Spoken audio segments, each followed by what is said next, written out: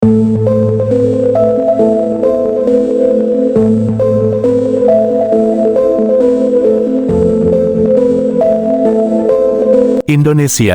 2025. Di kalangan pertahanan, sebuah pertanyaan yang sunyi namun mengejutkan terus beredar. Apakah negara terbesar di Asia Tenggara ini diam-diam telah bergabung dengan klub eksklusif negara-negara pemilik rudal hipersonik? Nama RXD-2300 muncul dalam rumor, laporan tak terkonfirmasi, dan berbagai spekulasi, memicu perdebatan sengit di antara para analis. Jika klaim ini benar, maka ini akan menjadi lompatan teknologi besar yang berpotensi mengubah keseimbangan kekuatan di kawasan. Namun pertanyaan utamanya tetap sama, apakah ini benar-benar sebuah realitas revolusioner, atau sekadar strategi pencitraan yang dirancang dengan cermat?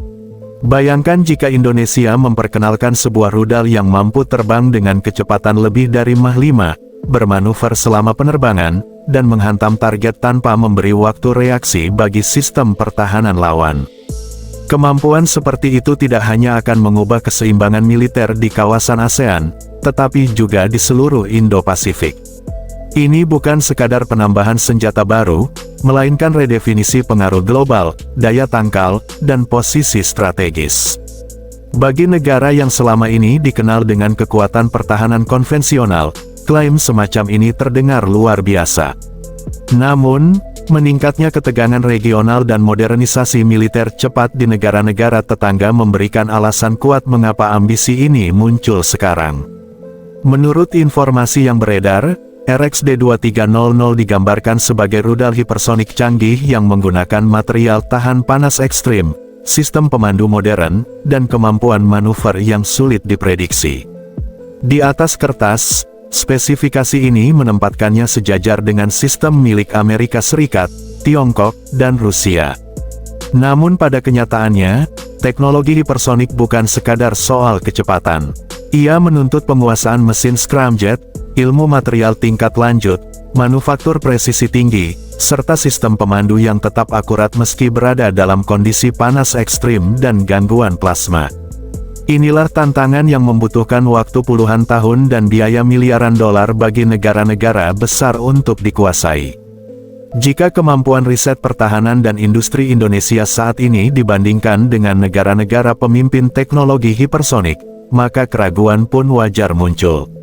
Meski Indonesia telah menunjukkan kemajuan di bidang dirgantara dan teknologi rudal, sistem hipersonik berada pada tingkat kompleksitas yang jauh lebih tinggi.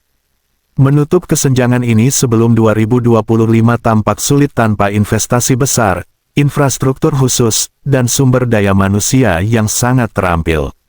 Meski demikian, bahkan keberhasilan parsial pun akan membawa dampak geopolitik yang signifikan.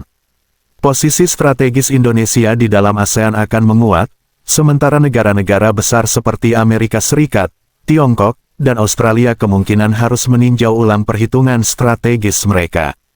Sebagian pihak akan melihatnya sebagai alat penangkal yang menstabilkan, sementara yang lain mungkin menganggapnya sebagai awal dari perlombaan senjata baru di kawasan.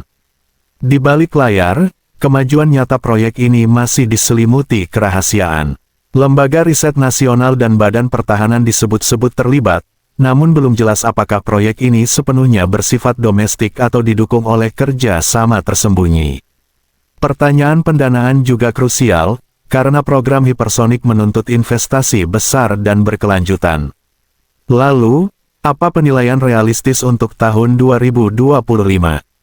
Kemungkinan pengerahan operasional penuh tampak kecil, tetapi uji coba yang berhasil atau demonstrasi awal saja sudah dapat dianggap sebagai kemenangan strategis bagi Indonesia. Bahkan peluncuran terbatas akan menjadi sinyal kuat tentang niat dan arah masa depan.